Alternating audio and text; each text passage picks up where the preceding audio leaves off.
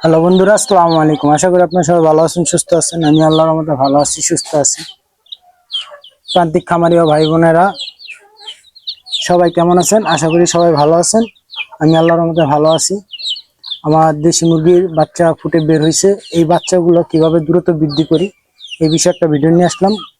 সবাই আমাকে একটু সাপোর্ট করবেন। আমার ভিডিওগুলো ভালো লেগে থাকলে লাইক কমেন্ট শেয়ার করে আমার পাশে থাকবেন। আর কমেন্ট বক্সে গিয়ে কমেন্ট করে জানাবেন আমার ভিডিওটা কেমন হয়েছে। দেশি মুরগি দ্রুত বৃদ্ধি করতে হলে সর্বপ্রথম আমি আমার বাচ্চাগুলোকে মুরগি থেকে আলাদা করেছি। আলাদা করে ওই মুরগিকে আমি মোরগের সাথে দিয়েছি। এতে কি হয়, দ্রুত বাচ্চা ভুলে যাবে আর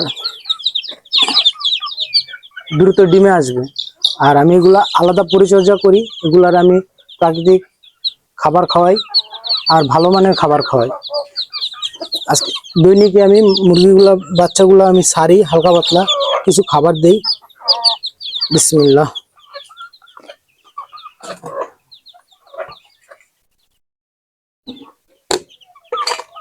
সবাই বাজারের ভালো মানের যে সোনালী স্টারের খাবারটা আছে, এই খাবারটা কিনে এনে এগুলোর সাথে হলুদ, আদা, রসুন পেস্ট একসাথে মিক্স করে রোদে শুকাইবেন। রোদে শুকায়া ভালো করে রোদে শুকাবেন। শুকাই এগুলো দেশি মুরগির বাচ্চাকে খাইতে দিবেন।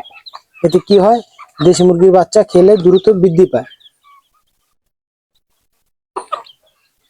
আর সাথে আমি টানা 1 সপ্তাহ, আজকে হলো মুরগির বাচ্চা 3য় দিন। আলহামদুলিল্লাহ, দেখেন আমার মুরগির বাচ্চাগুলো কত সুন্দর চঞ্চল। আর সাথে আমি এই যে একটা ভিডিও করছি কিভাবে আমি বাচ্চা ফুটার পরে লেবু পানি বানায়া, স্যালাইন জাতীয় খাবার বানায়া মুরগি বাচ্চারে খাওয়াই। সবাই এইভাবে মুরগি বাচ্চা পালন করার চেষ্টা করবেন। এতে কি হয়, মুরগির বাচ্চা দ্রুত বৃদ্ধি হয়। অবশ্যই ভালো মানের খাবার খাওয়াইতে হবে। আশা করি ইনশাল্লাহ এতে মুরগির বাচ্চা একটাও মারা যাবে না। আলাদা পরিচর্যা করতে হবে। এই যে আমি সারছি, এই যে আমার বড় মুরগিগুলা দেখেন, ওদেরকে ঠুকরানোর জন্য পাগল হয়ে গেছে। অবশ্যই বড় মুরগি থেকে এগুলারে সাবধানে রাখবেন। বড় মুরগি কি করে, বড় মুরগি এগুলাকে ঠোকর দিলে ঘা হয়ে যায়। ঘা হলে এই বাঁচানো সম্ভব হয় না। আর অবশ্যই এই স্যালাইন পানিটা খাওয়াইবেন। আমার ভিডিও অলরেডি ছাড়া হয়েছে কিভাবে স্যালাইনটা বানাই, ওই ভিডিওটা দেখে আসবেন। এই স্যালাইনটা মুরগির জন্য অনেক উপকার। দেখেন কিভাবে খাইতেছে।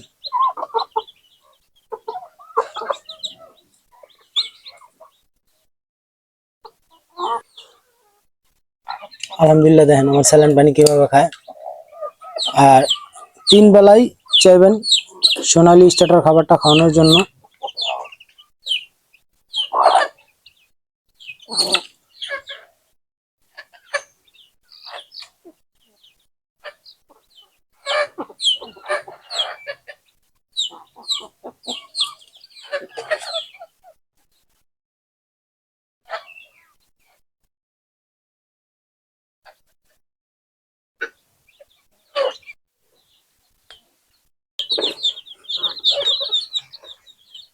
অবশ্যই মুরগির বাচ্চা একটু খেয়াল রাখলে আশা করি ইনশাল্লাহ মুরগির বাচ্চা একটা মারা যায় না। বিশেষ করে যেমন বৃষ্টির দিনে একটু সাবধান থাকতে হয়, শীতের দিনে একটু সাবধান থাকতে হয়।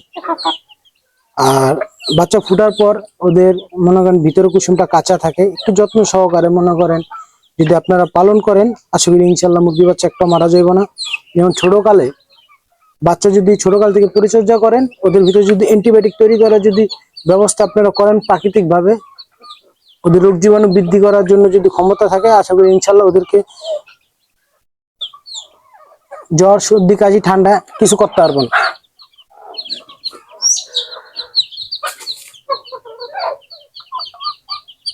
যেমন বাজারের থেকে বিভিন্ন ধরনের আপনারা ওষুধ আনেন, এই ওষুধ মুরগির বাচ্চারে খাওয়াইলে কি হয়, কিডনি, লিভার নষ্ট হয়ে যায়। আশা করি আমার ভিডিওটা আপনার ভালো লাগলে আমার চ্যানেলটা সাবস্ক্রাইব করে লাইক কমেন্ট শেয়ার করে আমার পাশে থাকবেন। আর আপনাদের সুন্দর সুন্দর কমেন্টে আমি উৎসাহ হই কিভাবে ভালো ভালো ভিডিও করা যায়। আজকে এই ভিডিও এই পর্যন্ত। সবাই ভালো থাকবেন, সুস্থ থাকবেন। আসসালামু আলাইকুম।